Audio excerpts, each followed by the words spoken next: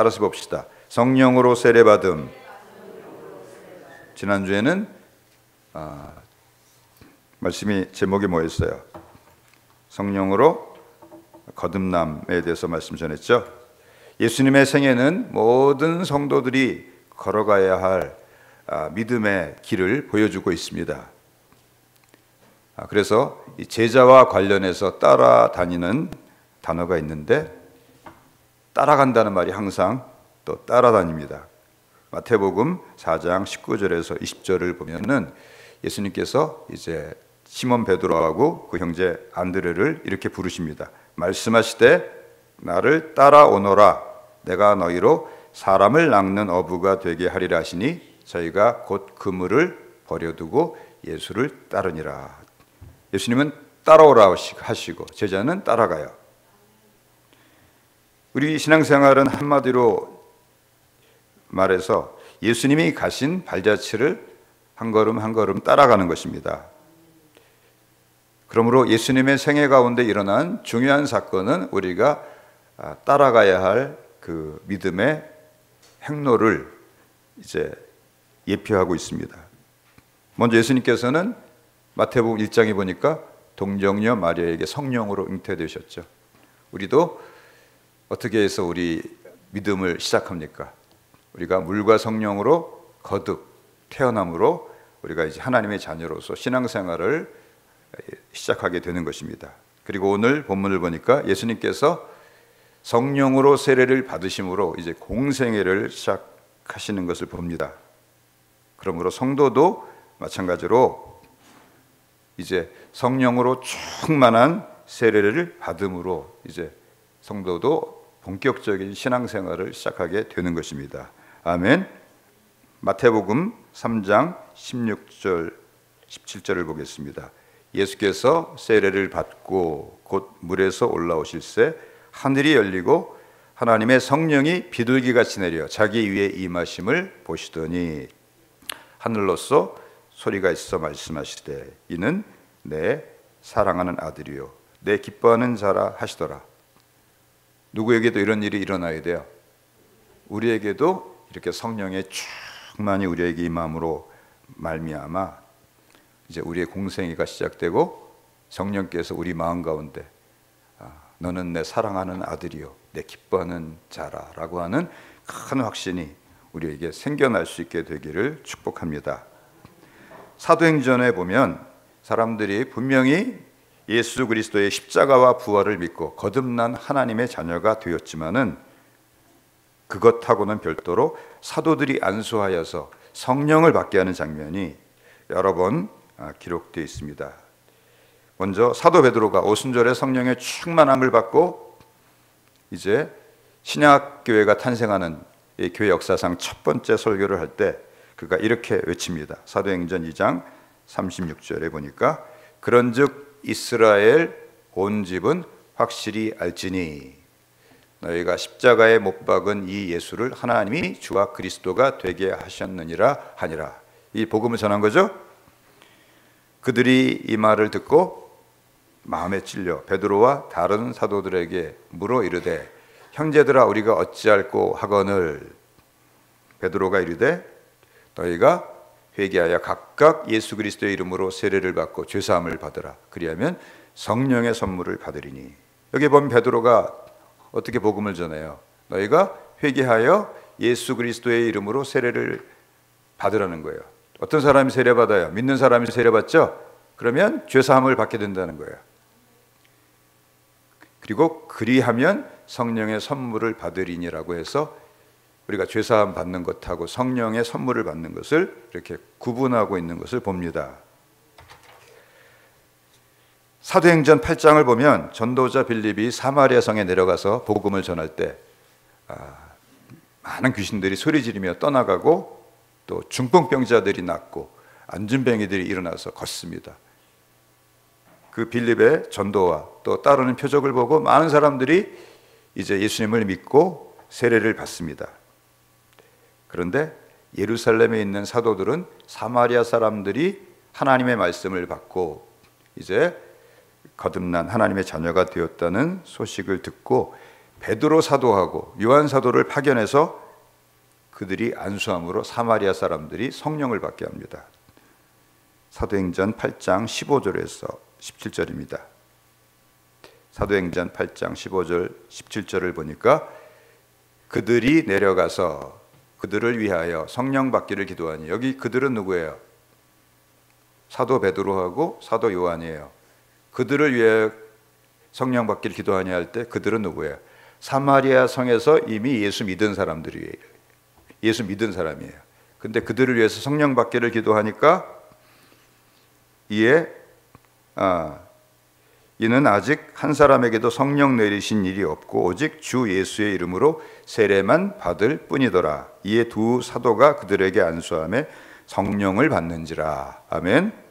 여기도 보니까 예수님을 믿는 거하고 성령을 받는 것을 이렇게 구분하고 있죠. 또 사도행전 19장을 보면은 사도 바울이 이제 제3차 세계 선교 여행 때 에베소라고 하는 그 도시에 들르게 되는데 거기에 이미 예수 믿는 제자들이 있었습니다. 그래서 너희가 믿을 때 성령을 받았느냐 물어보니까 아주 황당한 대답이 돌아옵니다. 우리는 성령이 있음도 듣지 못했습니다. 너무나 놀란 바울 사도가 그러면 너희가 무슨 세례를 받았느냐 하고 물어보니까 우리가 요한의 세례를 받았습니다 라고 대답을 하는 거예요. 그래서 사도 바울이 그들에게 이제 다시 복음을 전해줘요. 요한의 세례는 내 뒤에 오실 그 메시아를 맞이할 준비를 시키기 위해서 받는 것이 요한의 세례인데, 이제 그분이 예수 그리스도께서 오셔서 십자가에서 너희 죄를 대속하게 죽으시고 부활하셨기 때문에 너희들이 이제 예수 그리스도의 이름으로 세례를 받아야 한다. 그렇게 세례를 복음을 전하고 세례를 베풉니다. 그리고 그가 이제 그들을 위해서 안수를 하니까 방언도 하고 예언도 했는데 모두 12사람쯤 되었다고 기록하고 있습니다. 사도행전 19장 6절과 7절입니다. 제가 6절 읽겠습니다. 바울이 그들에게 안수하매 성령이 그들에게 임하심으로 방언도 하고 예언도 하니 모두 12사람쯤 되니라. 아멘.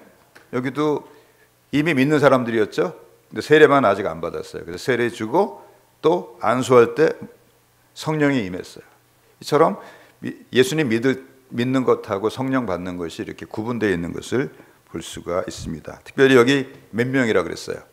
12사람쯤 되니라라고 사람 숫자까지 기록을 해놨어요. 왜 12사람이라는 것을 기록을 해놓았을까요? 오순절에 마가의 다락방에 급하고 강한 바람과 불의 혀같이 갈라지는 것이 각 사람 머리 위에 임하여 있더니 120명의 문도들이 성령께서 말하게 하심을 따라 방언으로 말하기를 시작했어요. 아멘. 성경에서 10이라고 하는 숫자는 하나님의 백성의 숫자입니다. 그래서 구약은 12지파고 신약은 12사도죠. 그러니까 120이라는 숫자는 이제 하나님의 백성의 충만한 숫자로 이제 신학교회가 공식적으로 출발을 하는 것을 암시하고 있습니다.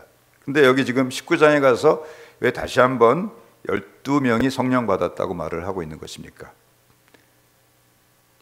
이 사건이 오순절 성령 강림 사건의 재현이고 축소판이라고 하는 것을 말해주고 있는 거예요. 아멘. 물론 오순절에 처음으로 성령이 강림한 사건은 다시 반복될 수가 없어요.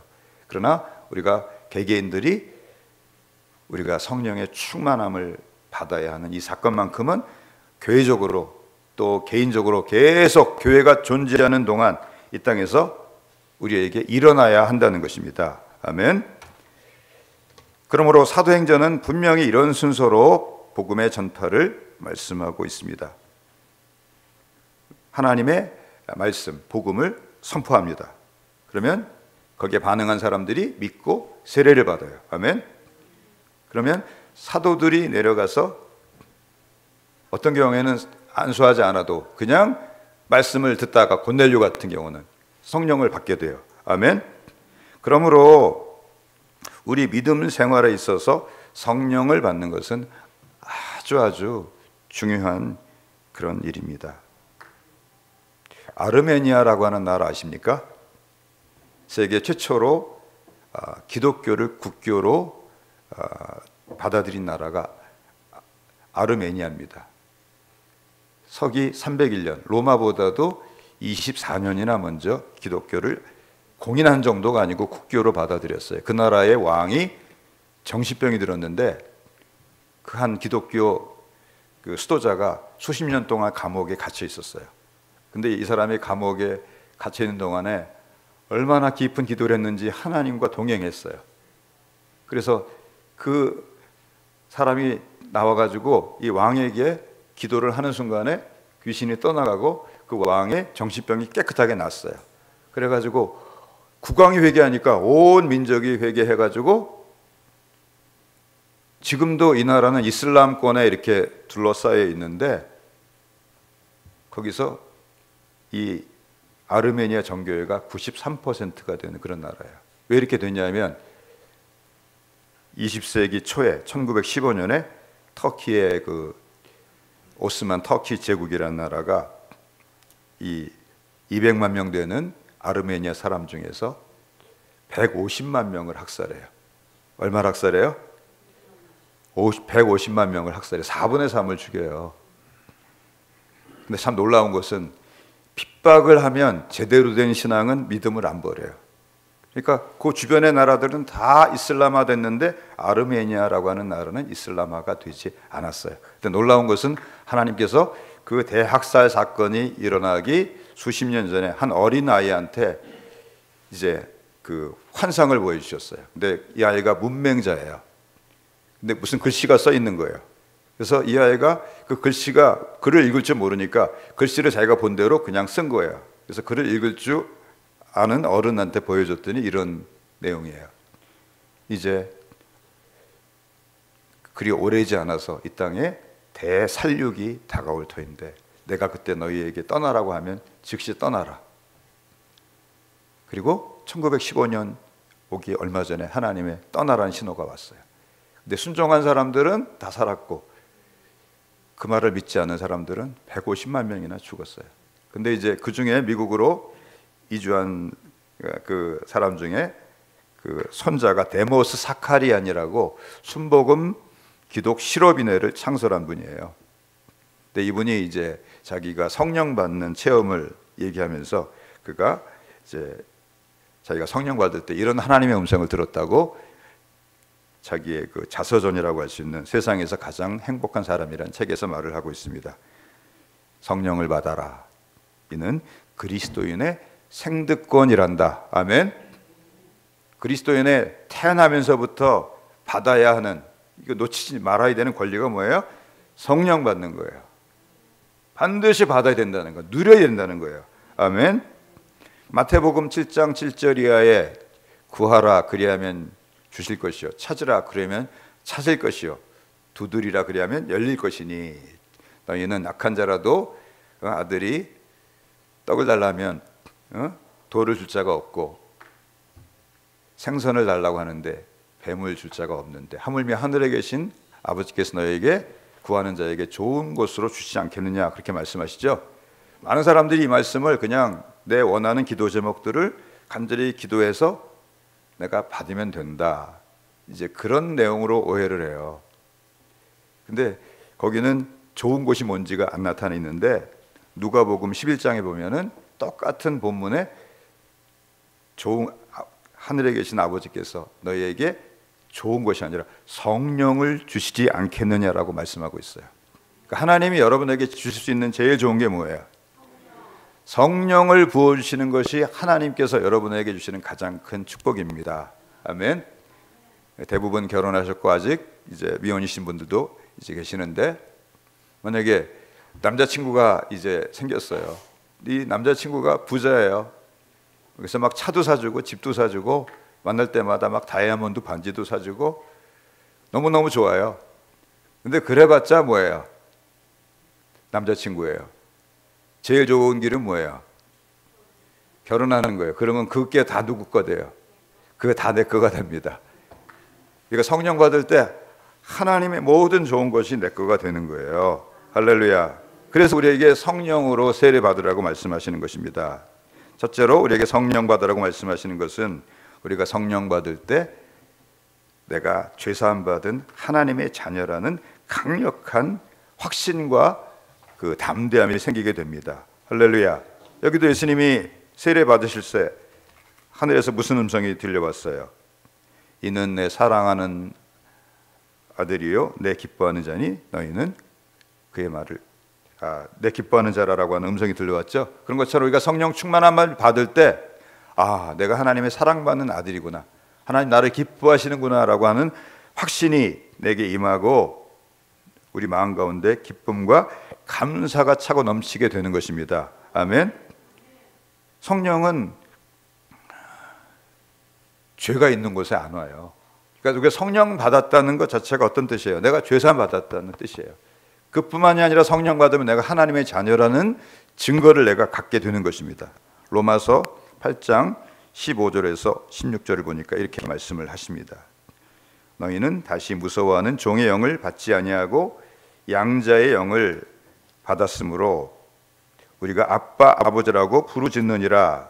성령이 친히 우리 영으로 더불어 우리가 하나님의 자녀인 것을 증언하시나니. 할렐루야. 우리가 성령 받으면 성령이 나한테 어떤 자꾸 확신을 주세요. 너는 하나님의 자녀야. 너는 하나님의 자녀야. 이제 하나님의 손에서 너를 빼앗아갈 자가 아무도 없어라고 하는 그런 확신을 우리에게 주시는 것입니다. 할렐루야. 그래서 우리가 성령을 받는 것은 마치 우리 믿음에 코팅을 하는 것과 같습니다. 여기 종이가 하나 있는데 이 종이를 만약에 물에다가 그냥 넣고 1시간만 두면 어떻게 되겠어요? 다 흐물흐물해지고 나중에는 그냥 찢지 않아도 저절로 막 그냥 흩어져 버리고 말지 않겠어요? 근데 이렇게 플라스틱 코팅을 하면 물에다가 3년 6개월을 집어넣어도 어때요? 아무런 변화가 없습니다. 더군다나 요새는 이런 플라스틱이 아니고요, 엔지니어링 플라스틱이 나왔대요. 쇠보다 더 강하대요. 찢을래도 안 찢어져요. 열에다가 불 같은 데 집어넣어도 타지도 않아요. 우리가 성령 받기 전에 우리 믿음의 상태가 마치 이렇게 연약한, 찢으면 금방 찢어질 만한 그런 상태에 있다면, 우리가 성령 충만함을 받을 때 마치 엔지니어링 플라스틱으로 우리 믿음에 코팅을 하는 그런 확신과 담대함이 우리에게 생겨나게 되는 것입니다. 아멘. 두 번째로 우리에게 이렇게 성령을 부어주시는 것은 그 성령을 받는 자에게 그가 구원받을 것에 대한 보증과 인을 치시는 거예요. 아멘.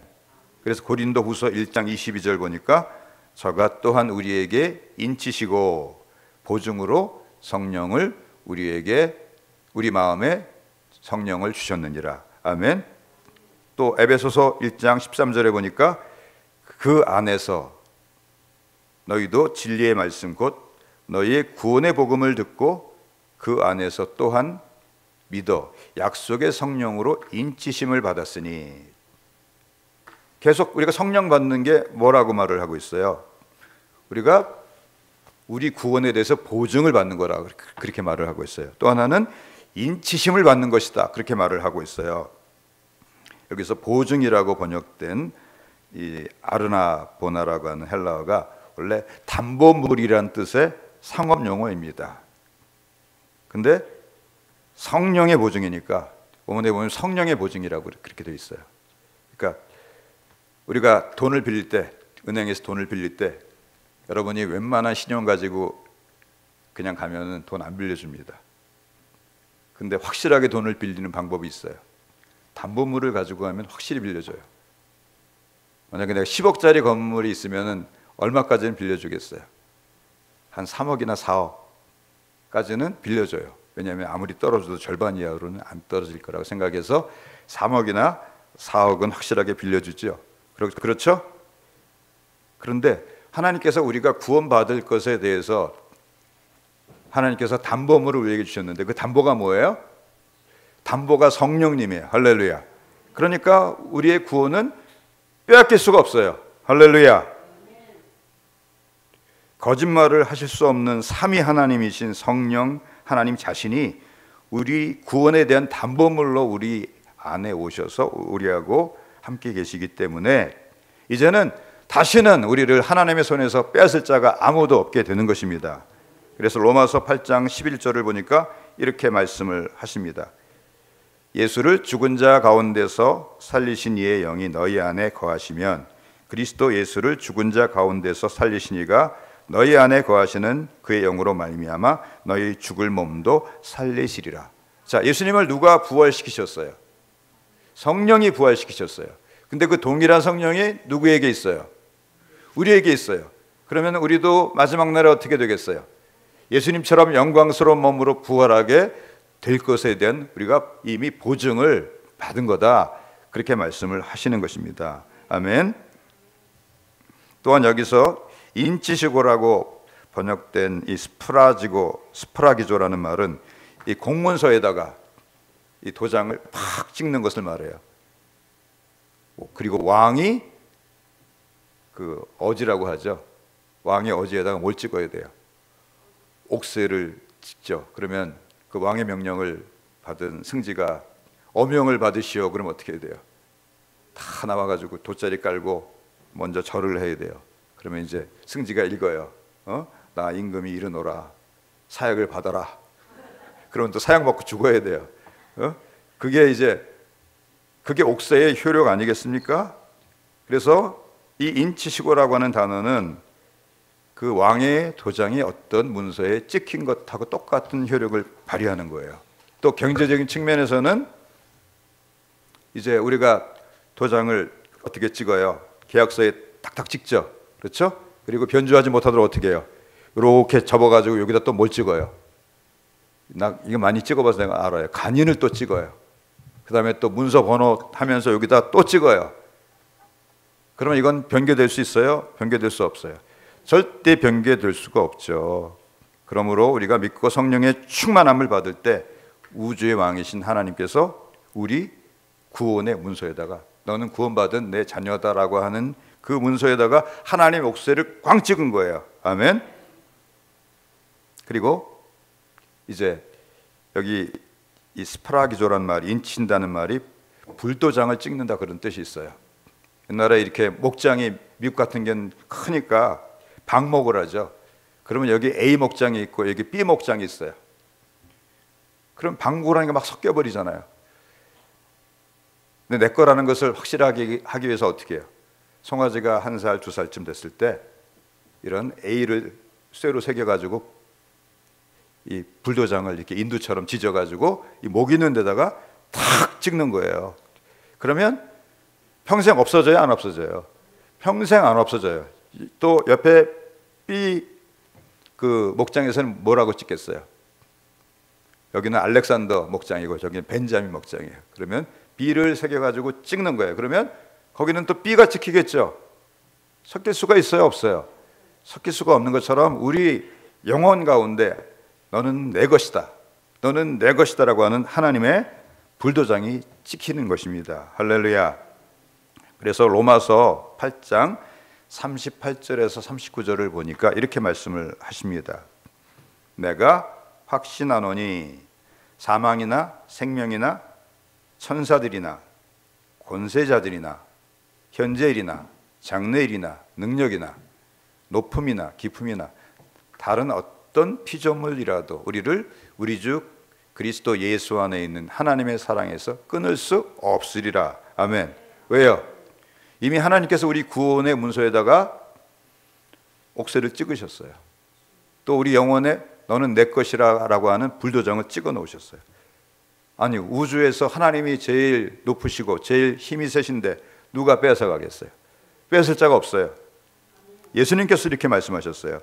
요한복음 10장 28절에서 29절. 내가 그들에게 영생을 주노니 영원히 멸망하지 아니할 것이요 또 그들을 내 손에서 빼앗을 자가 있느니라 없느니라? 없느니라. 또 그들을 주신 내 아버지는 만물보다 크심에 아무도 아버지의 손에서 빼앗을 수 없느니라. 우리 구원을 뺏어가려면 누구보다 커야 돼요? 하나님보다 커야 돼요. 근데 하나님보다 큰 자가 있어요, 없어요?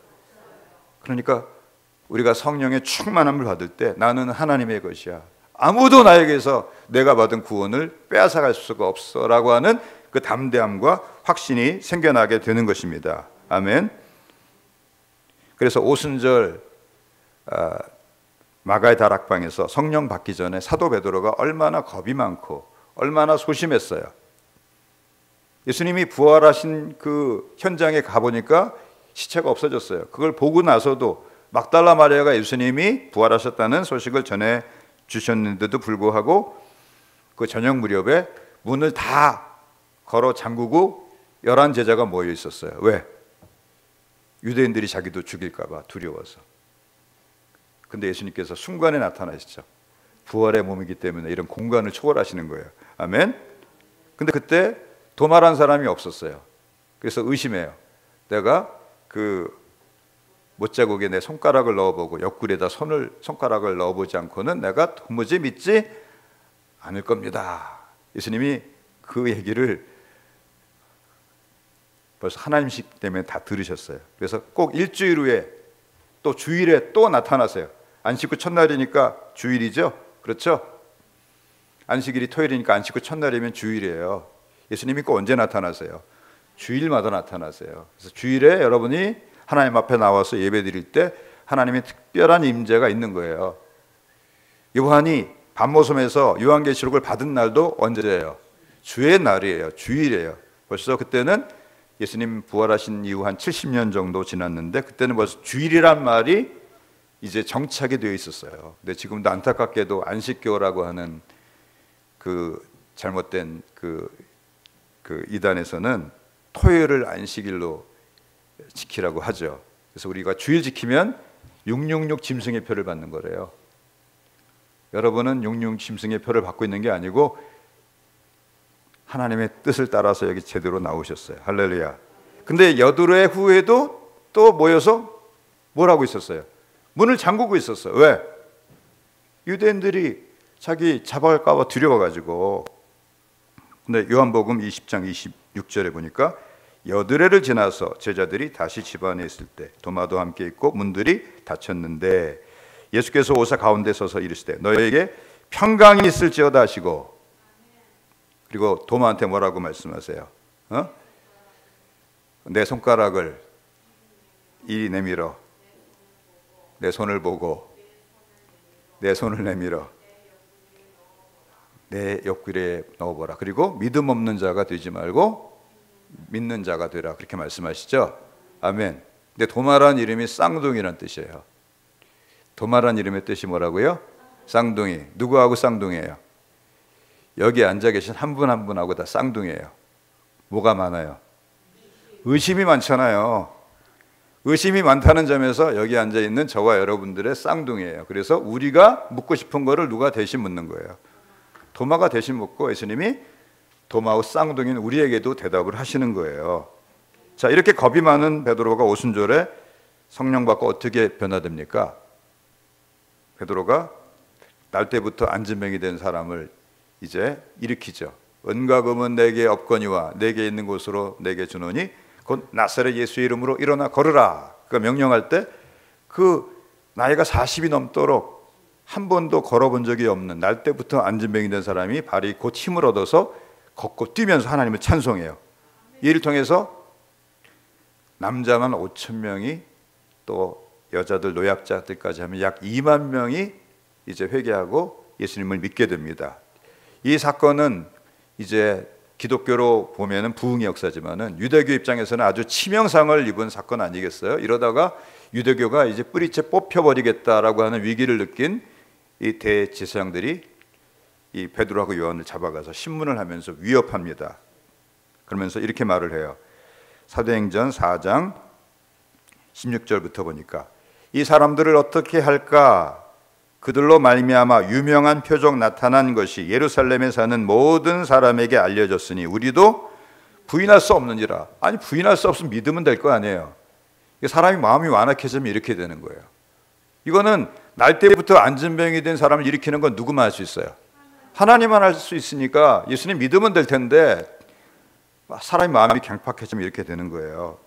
이것이 민간에 더 퍼지지 못하게 그들을 위협하여 이후에는 이 이름으로 아무에게도 말하지 말게 하자고 그들을 불러 경고하여 도무지 예수 이름으로 말하지도 말고 가르치지도 말라 이렇게 협박을 합니다.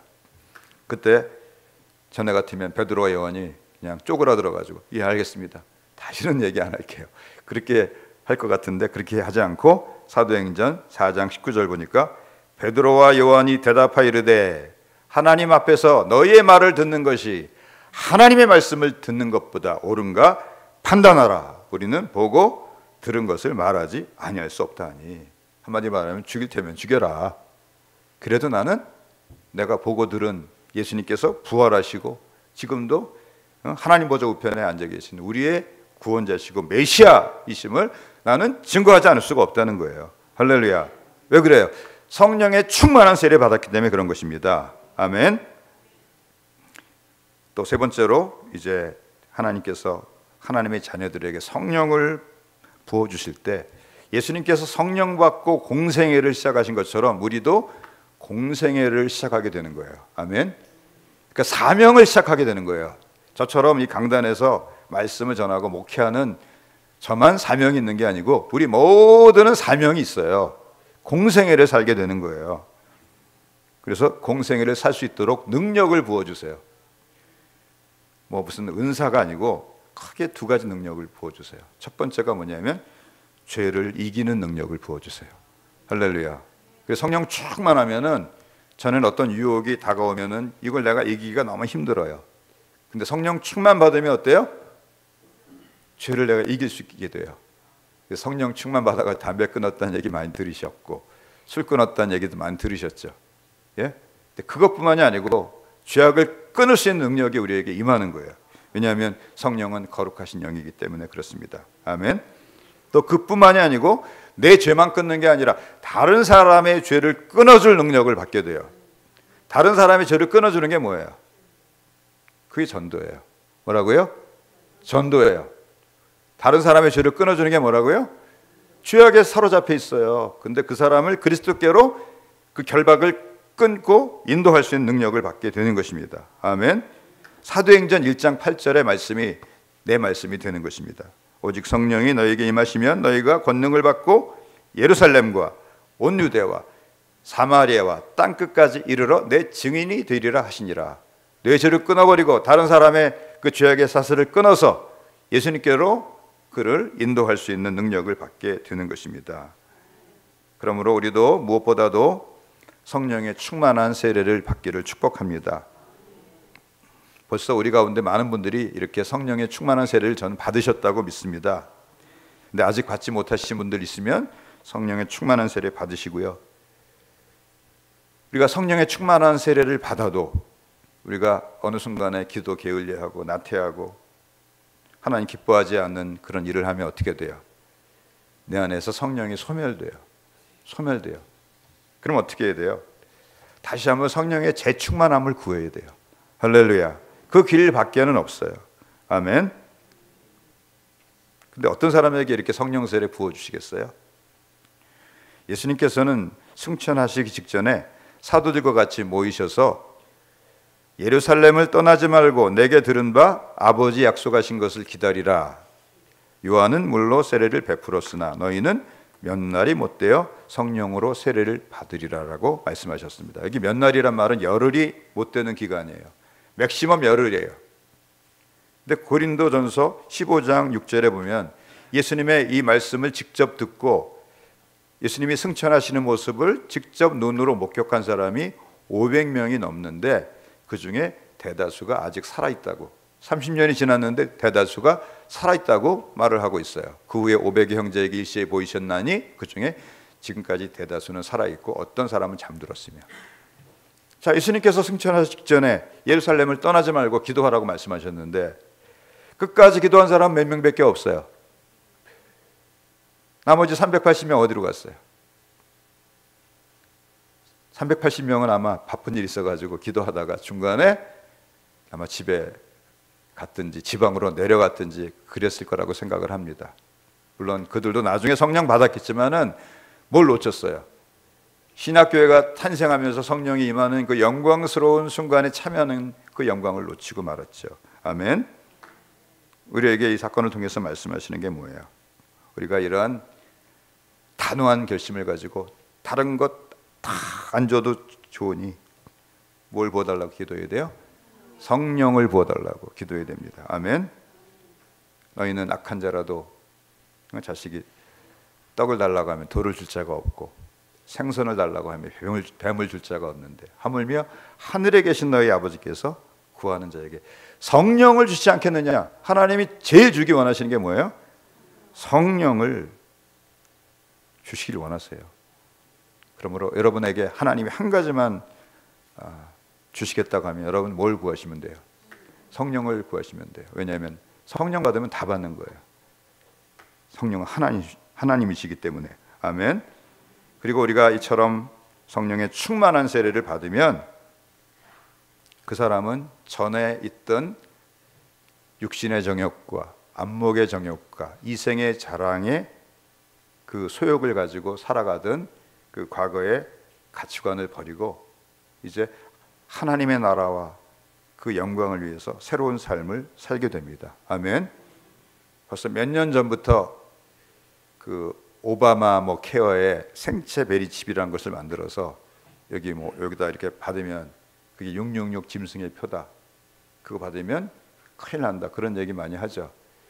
666 짐승의 표가 그게 아니고요. 뭐가 666 짐승의 표예요? 6일째에 하나님께서 사람을 만드셨어요. 동물하고 함께 만드셨어요. 사람은 하나님의 형상을 따라 만들었지만 타락하면 누구보다도 못해요. 짐승보다도 못하게 살아가는 게 사람이에요. 그래서 뭐가 666의 표냐면 육신의 정욕과 안목의 정욕과 이생의 자랑의 가치관을 가지고 그 가치관을 이마 속에 새기고 손으로 그런 그 가치관에 따른 행동을 하면서 살아가는 것이 이마하고 오른손에다가 666 짐승의 표를 받는 거예요. 그러나 성령의 충만함을 받으면 우리는 우리 생각하고 행동에 666의 표가 아니라 하나님의 숫자인 777의 표가 새겨질 줄 믿습니다. 아멘. 사도행전 28장은 이렇게 열린 결말로 끝이 납니다. 사도행전 28장 30절하고 31절을 같이 읽겠습니다. 바울이 온 이태를 자기 셋집에 머물면서 자기에게 오는 사람을 다 영접하고 31절 하나님의 나라를 전파하며 주 예수 그리스도에 관한 모든 것을 담대하게 거침없이 가르치더라. 아멘. 바울이 네로에게 참수당하여 목에 잘려 죽었더라. 이렇게 끝이 안 나고요. 복음을 전하는 모습으로 끝이 나요. 그리고 얼마 안 있다가 사실 사도 바울은 네로의 대박해 때 목이 잘려서 참수당하여 죽습니다. 근데 왜 그런 얘기 기록하지 않고 이렇게 끝이 나는 거예요? 이제 누가 바톤을 받아서 저희를 해야 돼요? 우리가 성령 충만함을 받아서 하나님의 나라를 전파하며 주 예수 그리스도에 관한 모든 것을 담대하게 이웃에게 전하고 가르치는 우리 모두가 되기를 우리 주님의 이름으로 축복합니다. 근데 제가 어제 말씀을 준비하면서 참 아이러니한 것을 하나 발견했어요. 성령 받는 거 제일 강조하는 교파가 어디 교파예요?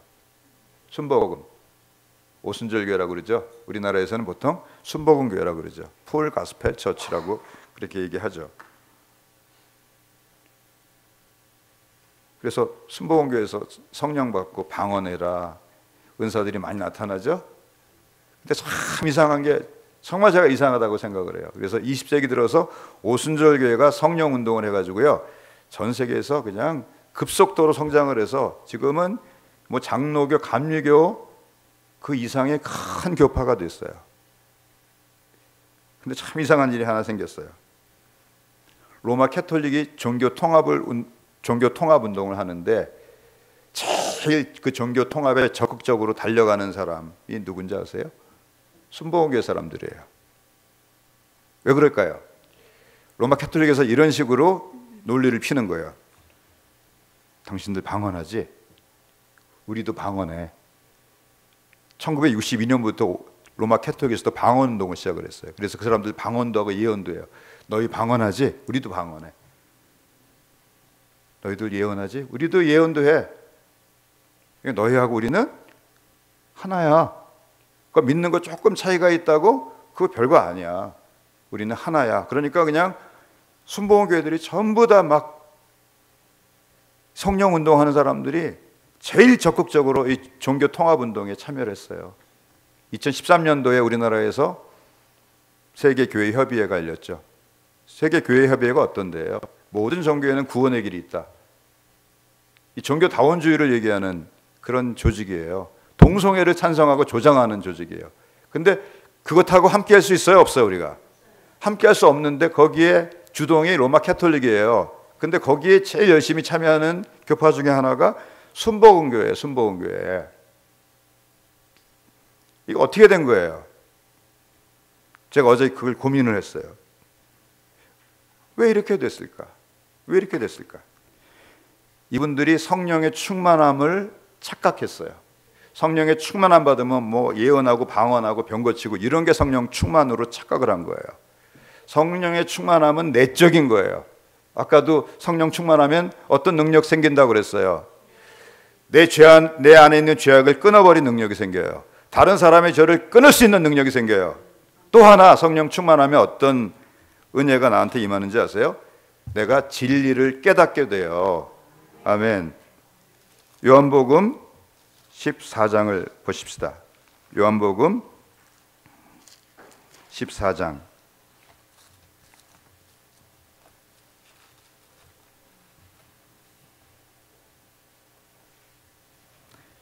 14장 26절 보혜사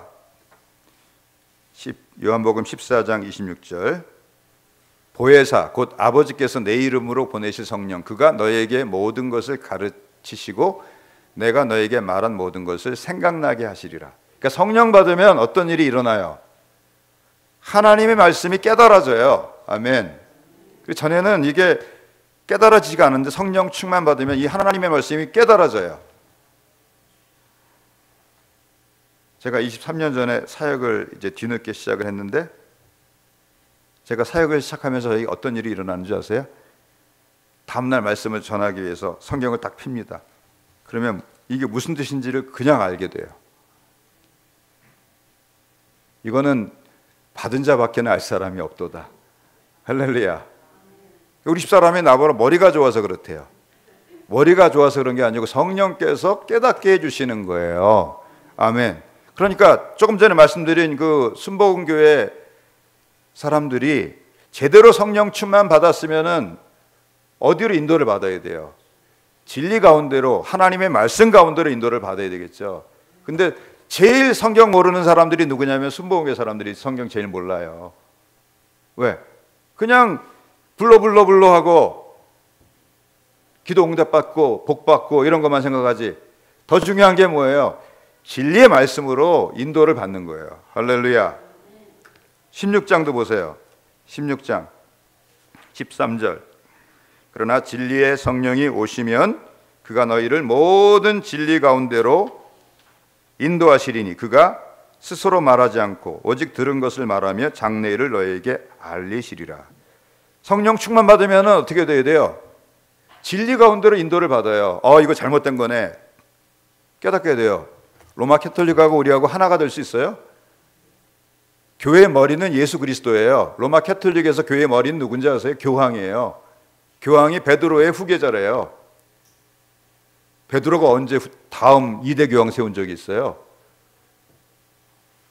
로마 캐톨릭 가면 우상 막 만들어놨죠. 예수님 동상, 마리아 동상 다 만들어놨죠. 성인 동상들 다 거기 앞에 가서 초 켜놓고 거기다 절하고 거기서 기도하죠. 이거 우상 숭배 아니에요. 그러니까 로마 캐톨릭에서 10계명을 바꿨어요. 2계명 없애버렸어요. 너희는 위로 하늘에 있는 것이나 아래로 땅에 있는 것이나 땅 아래 물속에 있는 것에 어떤 것에 형상이든지 만들지 말며 섬기지 말라. 이거를 빼버렸어요. 로마 캐톨릭이 사용하는 그 앞에 그 10계명을 보면은 그렇게 돼 있어요. 그리고 10계명 10번째 계명을 둘로 나눴어요.